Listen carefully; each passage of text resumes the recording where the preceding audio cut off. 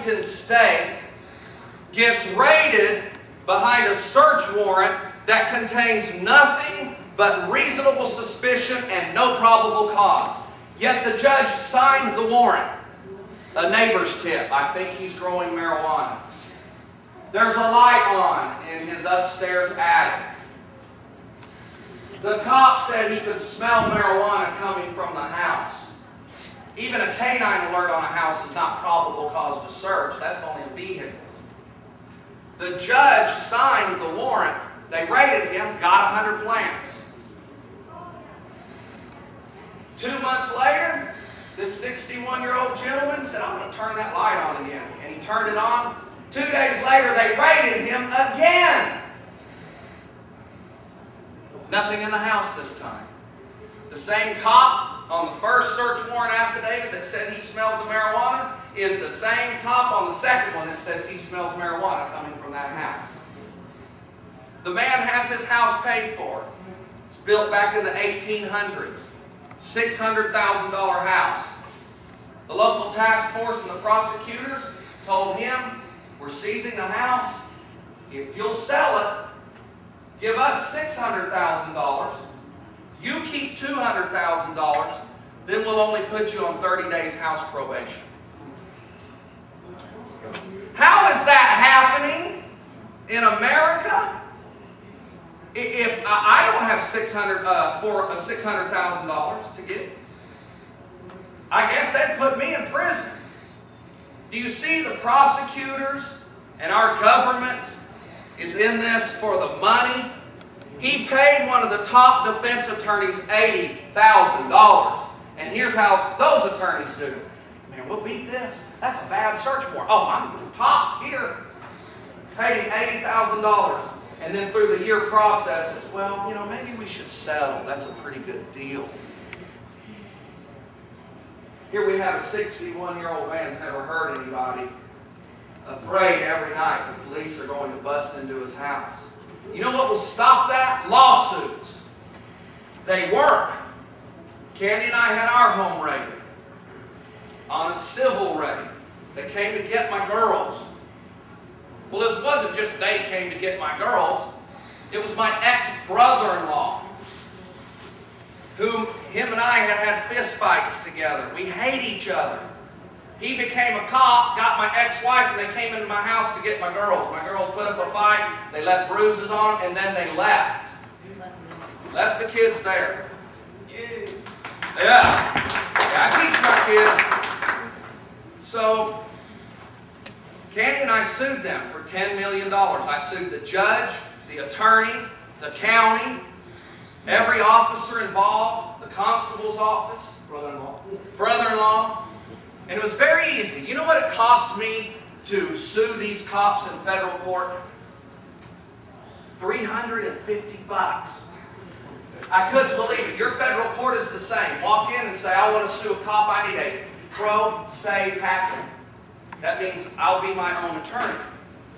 Don't freak out yet. I've got a plan if you don't want to argue in court. Never get busted.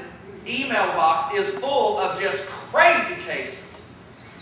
Not marginal, not borderline, not something that can really be argued in court. Just flat out abuse of government, unreasonable search and arrest.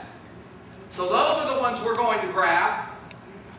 We're going to pay the $350, help the person fill out the pro se pack. And you know what that does for you when you sue the cops? It actually puts an umbrella of protection over you.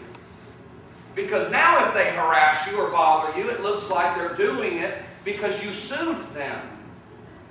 So you immediately get this invisible umbrella, if you will, that says, hands off, I'm serious about this. So,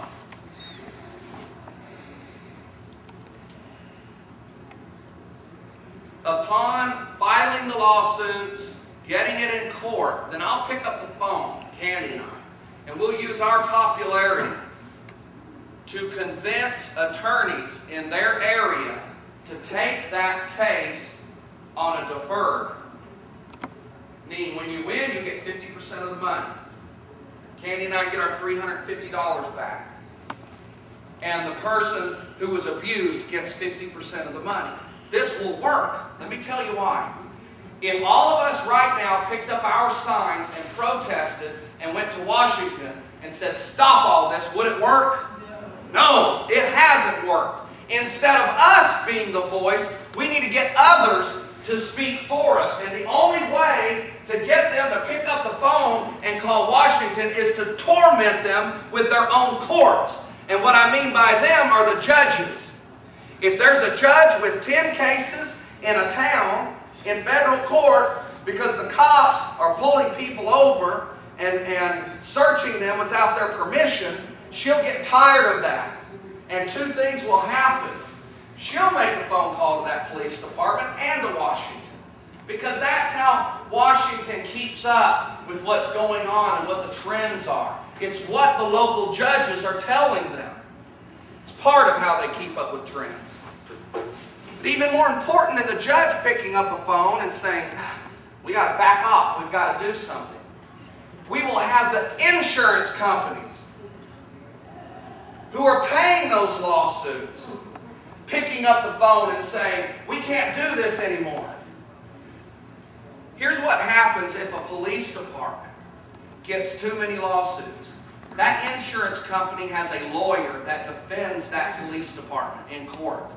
That insurance company will tell that lawyer, you go tell that chief of police, the sheriff, the head of that police department, that one more lawsuit, and we're not going to insure you anymore. Then the chiefs and them are panicking at city council meetings and county meetings, going, my God, we got to have insurance. So what are they left to do? They're left to do what they used to do to me, and that's call all the troops in and say, that's enough, guys, we got to cool it for a bit. It works. It works. Now, Candy and I are doing pro se ourselves. I want to go in there and argue my own case. You know,